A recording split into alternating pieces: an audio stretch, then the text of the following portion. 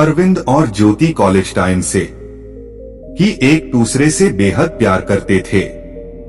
ज्योति दिखने में बहुत ही ज्यादा सुंदर थी, लेकिन वो बहुत ही गरीब परिवार से थी और उसके पिताजी एक ऑटो रिक्शा चलाते थे। वह अरविंद एक बड़ी कंपनी के मालिक का इकलौता बेटा था और उसके पिताजी स्वभाव के बहुत ही ज्यादा घमंडी भी थे, मगर अरविंद एक अच्छा लड़का था और वो ज्योति से बहुत ज्यादा प्यार भी करता था और कई बार वो उसके घर भी आता जाता रहता था। और जब भी अरविंद ज्योति के घर आता तो अरविंद बहुत ज्यादा खुश हो जाती थी। ज्योति के तन मन में सिर्फ अरविंद ही बसा हुआ था, मानो अगर अरविंद उसे एक दिन भी फोन न करें तो उसकी जान निकलने लगती थी और वो अरविंद पर पूरा विश्वास भी करती थी घर वालों की नजर में। अरविंद और ज्योति एक दूसरे के पक्के दोस्त थे, लेकिन फिर भी ज्योति के घर वालों को उन दोनों के अंदर उनके प्यार की झलक नजर आती थी और शायद उनको उनके प्यार के बारे में सब पता भी था। एक दिन अरविंद ज्योति को उनके घर वालों से पूछकर किसी दोस्त की शादी में लेकर चला गया और शादी में अरविंद व ज्योति ने खूब मजे किए। तभी फेरों के टाइम पर मनीषा ने अरविंद से पूछा कि ज्योति, तुम मुझसे कब शादी करोगे, क्या हमारे सपने पूरे होंगे? तो अरविंद ज्योति के दोनों गालों पर हाथ रखकर कहा कि हमारी शादी जरूर होगी, बस डैडी को मनाना थोड़ा मुश्किल होगा, क्योंकि उसने पहले कभी शराब पी ही नहीं थी।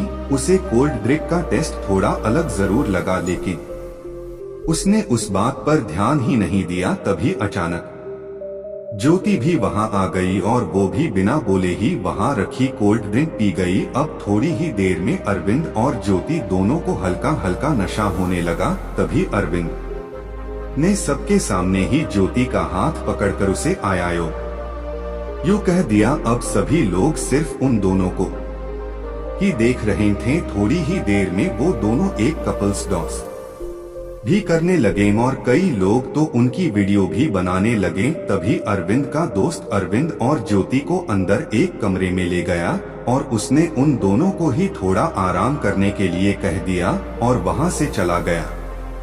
लेकिन उस समय अरविंद की तो आंखों में प्यार का नशा था। उसने ज्योति को अपनी बाहों में ले लिया और ज्योति को यहाँ वहाँ चूमने लगा। ज्योति भी पूरे नशे में थी। उसने भी अरविंद को अपने सीने से चिपका लिया और अपने गुलाब जैसे होंठों से अरविंद को बड़ी ही प्यार से आई लव यू कह दिया। उसका वो प्यारा सा आई लव यू अरविंद के दिल पर छुरियां चलाने लगा। तो उसी समय अरविंद ज्योति के होंठों को चूमने लगा। लेकिन और फिर थोड़ी ही देर में ज्योति ने अरविंद से कहा कि अरविंद अब बस करो यार, वरना कुछ गलतियां भी हो सकती है हमसे। लेकिन अरविंद नहीं रुका, वो ज्योति से प्यार करता ही रहा। अब शायद ज्योति भी अपने आप को बिल्कुल रोक नहीं पा रही थी और अब उनका प्यार इतना आगे बढ़ गया था कि उन दोनों ने वो सब कर लिया जो सिर्फ एक लड़का लड़की के बीच में शादी के बाद ही होता है। अब थोड़ी देर उन दोनों को नींद आ गई, लेकिन जब उनकी नींद खुली तो ज्योति की आंखों में आंसू थे। तभी अरविंद ने पूछा कि क्या हुआ ज्योति, तुम रो क्यों रही हो? तो ज्योति ने कहा कि अरविंद शायद हमें शादी से पहले ये सब नहीं। तो अरविंद ने कहा कि हाँ ज्योति, लेकिन न जाने मुझे क्या हो गया था, शायद उस कोल्ड ड्रिंक में ही कुछ मिला हुआ था, नहीं तो मैं ऐसा बिल्कुल नहीं करता ज्योति। लेकिन तुम चिंता मत करो ज्योति, मैं तुम्हारा साथ कभी नहीं छोड़ूंगा और जल्द ही मैं अपने पिताजी को तुम्हारे बारे में बता दूंगा और फिर हमारी शादी भी जल्द ही हो जाएगी, क्योंकि मैं तुमसे बेहद प्यार करता हूँ ज्योति और तुम्हारे बिना मैं ये जीवन में बिल्कुल भी नहीं काट सकता। इतना सुनते ही ज्योति दोबारे अरविंद की बाहों में लिपट जाती है और फिर अरविंद ज्योति को उसके घर पर छोड़ देता है। लेकिन अरविंद के पिताजी ने अरविंद और ज्योति को एक साथ डांस करते हुए किसी के फोन में देख लिया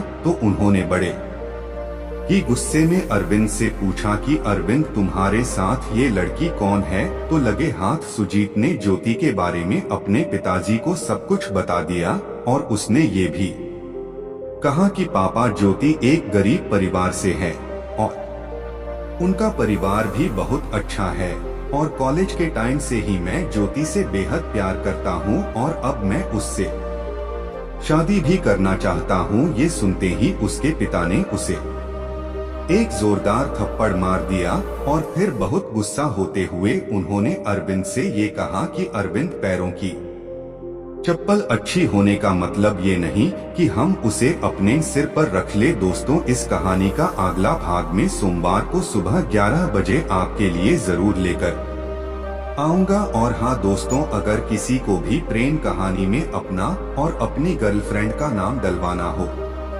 तो प्लीज कमेंट में अपना नाम जरूर लिखे। धन्यवाद जी।